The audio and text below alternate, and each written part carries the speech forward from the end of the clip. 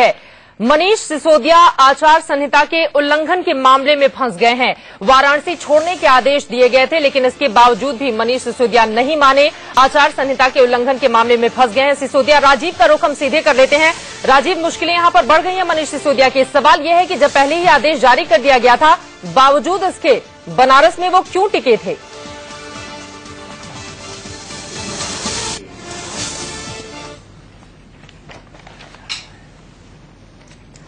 राजीव, सुन पा रहे हैं क्या आप मुझे?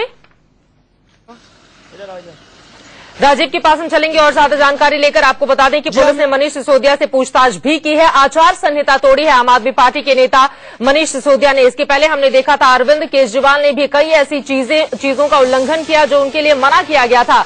पुलिस ने पूछताछ की है मनीष सिसोदिया से, जिन्होंने आचार संहिता तोड़ी है। बनारस छोड़ने के आदेश के बाद भी बनारस में ही वो मौजूद थे। इसका जवाब हम सीधे एनके साहब आपसे ले लेते हैं। आदेश के बाद भी बनारस में उनका रहना आखिर दर्शाता क्या है? नहीं, मेरे ख्याल से एक जैसे कि लॉ कोड के प्रति एक असम्मान का ये भाव है। मुझे नहीं लगता उनके रहने की वहां कोई, मान लीजिए कि उनको ये भी शक था कि कोई रिगिंग हो सकती है। उनको ये बात मालूम होनी चाहिए कि 45,000 फोर्स लगी है, जिसमें 20,000 सेंट्रल फोर्सेज है। हर बूथ पे सेंट्रल फोर्सेज है और हर बूथ के बाहर स्टेट फोर्सेज हैं। तो 45,000 की फोर्स, अगर उनको चुनाव प्रक्रिया में विश्वास है तो मुझे नहीं लगता है कि उनको यहां रहने की जरूरत है।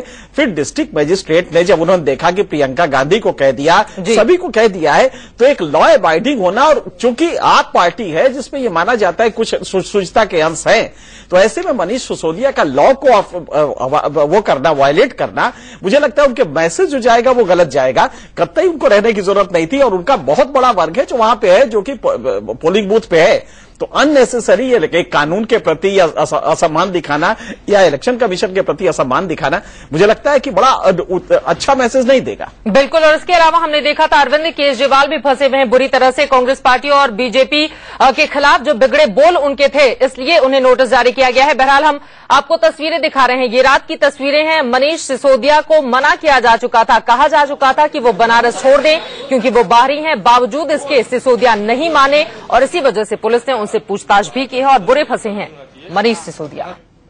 निर्वाचन आयोग ने कह दिया कि 10 बजे कल नहीं होना चाहिए। हाँ, तो कहाँ से आपने? हमारे एक साथी हेरिटेज हॉस्पिटल में भर्ती है, दोनों टांग टूट गई है, आईसीयू में है, उन्हीं के लिए रुके हुए हैं। यहां पर सफाई भले ही दें, लेकिन अब उन्हें जवाब देना ही होगा कि मना करने के बावजूद आखिर क्यों टिके रहे। सीधे रुक करेंगे बनारस का ही, जहां से राजीव शर्मा हमारे साथ जुड़े हुए हैं। राजीव, बड़ा सवाल यही है, तमाम दिग्गज नेता जो पिछले कई दिनों से टिके हुए थे बनारस में, वो छोड़ चुके हैं बनारस, लेकिन मनीष सिसोदिया इसके बावजूद भी नहीं माने। बहरहाल सफाई क्या दी गई है उनकी ओर से?